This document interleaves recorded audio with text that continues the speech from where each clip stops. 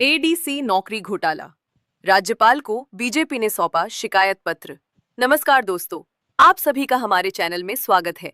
आज हम बात करेंगे त्रिपुरा की राजनीति से जुड़ी एक बड़ी खबर के बारे में, जहां एडीसी में नौकरी को लेकर भ्रष्टाचार के आरोप सामने आए हैं और इस मामले में बीजेपी सीधे राज्यपाल के पास पहुंची है। Tripura tribal areas autonomous district council यानी एडीसी में नौकरी को लेकर बड़ा विवाद खड़ा हो गया है। रविवार को राज्य बीजेपी के 5 सदस्यों का एक प्रतिनिधि मंडल राज्यपाल से मिला। इस दौरान उन्होंने राज्यपाल इंद्रसेना रेड्डी नल्लू को एक लिखित शिकायत पत्र सौंपा।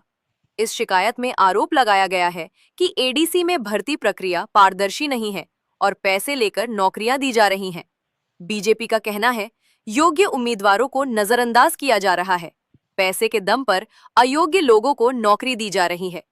पूरी भर्ती प्रक्रिया की निष्पक्ष जांच होनी चाहिए। उन्होंने राज्यपाल से इस मामले में तुरंत कार्रवाई और जांच की मांग की है। এবং প্রশাসন বিশেষ করে আশা নিয়ে তাদেরকে আবার হয়তোবা দ্বিতীয়বার ক্ষমতায় বসিয়েছেন, কিন্তু শপথ গ্রহণ কাল আমরা জানি। তার আগে আমরা দেখলাম যে ত্রিপুরা যে সমস্ত প্রত্যাশা রেখেছিল, তাদের কাছ থেকে আশা রেখেছিল, সেই আশায় আশাহত হলো।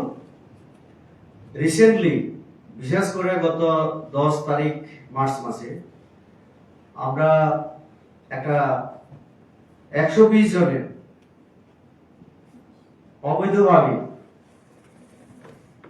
নিয়োগের আমরা প্রক্রিয়া দেখলাম। সোশ্যাল মিডিয়াতে এই নিয়ে তাদেরই সমর্থক অনেক বেকার যুবক যুবতী, সাধারণ নাগরিক বিভিন্নভাবে মতামত ব্যক্ত করেছে। আমাদের পার্টির নজরেও এসছে।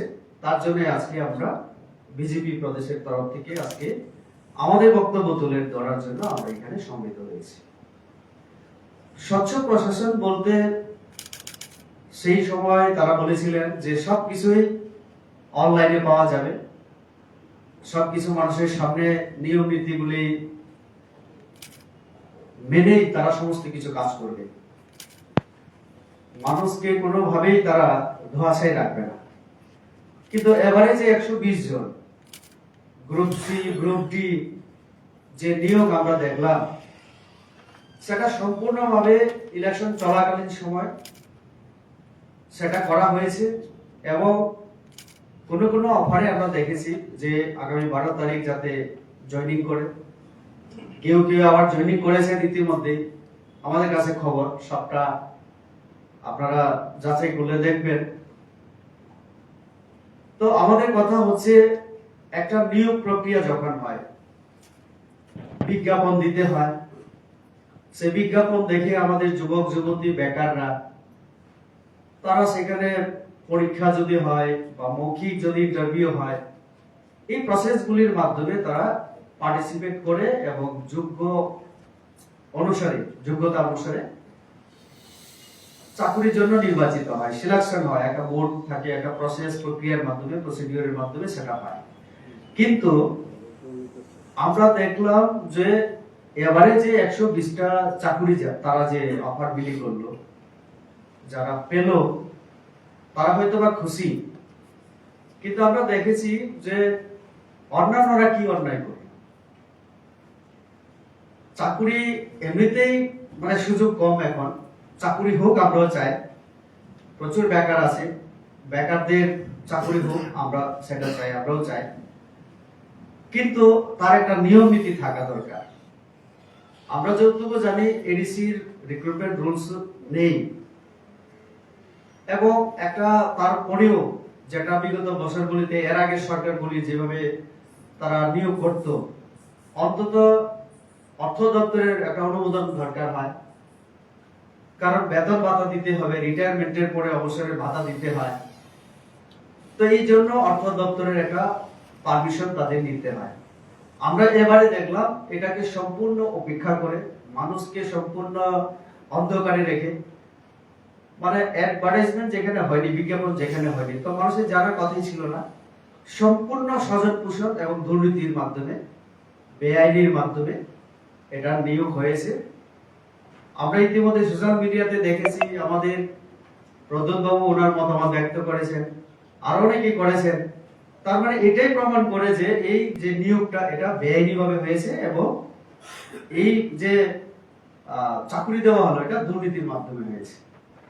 আমরা শুনেছি এর আগেও যে সাবজেক্টিভ এবং জেডিও পরীক্ষা হয়েছিল অনেক আগে, এবং অনেক জায়গায় বেকাররা আমার কাছেও এসেছিল।